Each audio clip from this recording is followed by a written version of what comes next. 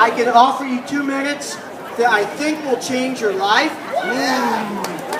At the very least, I guarantee with finals and prospect, it will change your perspective. And this is something that I have shared always with my students in my class, but I appreciate the deans giving me the opportunity to share it with everyone because I think it's very important. And as I said, share it, not teach it, because the lesson is not mine. It comes from an alum.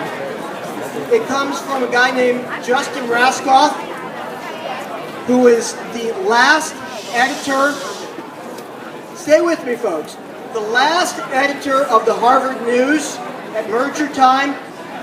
You'll find out there's a Justin Rascoff Award, and that's because Justin was the one that in that position always had the courage to tell us what we had to hear as administration or as students.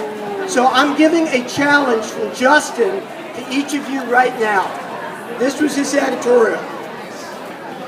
He said, "It is not uncommon for students and teachers to be at school all weekend, whether working on the stage set, the newspaper, admissions committee, student council, speech and debate, or sports." Sound familiar? This was a quarter century ago, but it hasn't changed. So it would do us all good to think about these words, signed only by Brother Jeremiah, when we find ourselves reciting physics equations in the shower, bringing SAT prep books to the beach, or completely sacrificing our social lives for a love affair with college applications. It's entitled, "If I Had My Life to Live Over." If I had my life to live over, I'd try to make more mistakes next time. I would relax. I would limber up. I would be sillier than I have been this trip. I know of very few things I would take seriously. I would be crazier. I'd be less hygienic. I would take more chances. I would take more trips. I would climb more mountains, swim more rivers, and watch more sunsets. I would walk more. I would eat more ice cream and less beans. I would have more actual problems and fewer imaginary ones.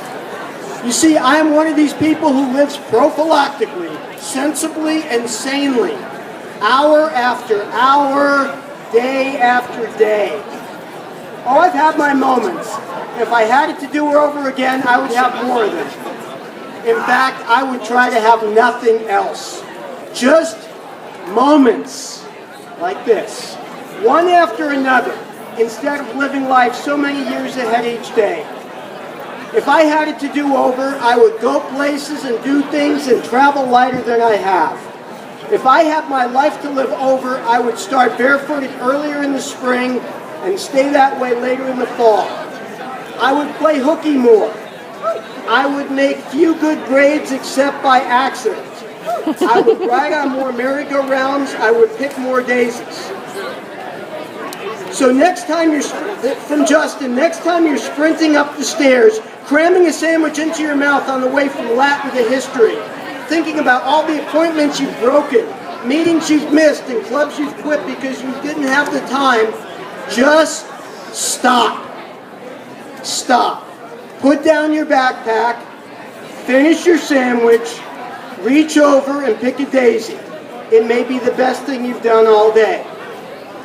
Now these were Justin's words about having life to live over again. But of course you don't get to do that. And as the seniors have been all too painfully reminded, even this one life isn't guaranteed.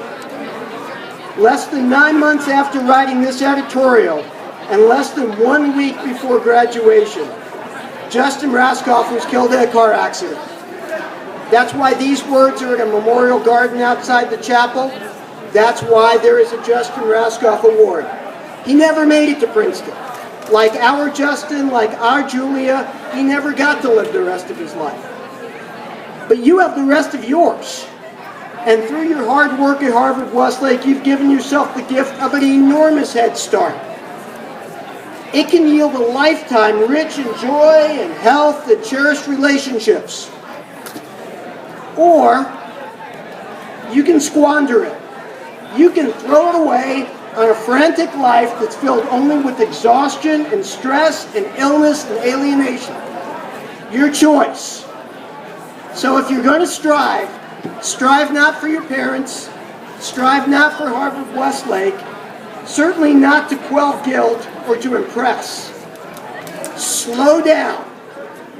Seek the wisdom that exists only in the spaces between the notes. You will find your higher self.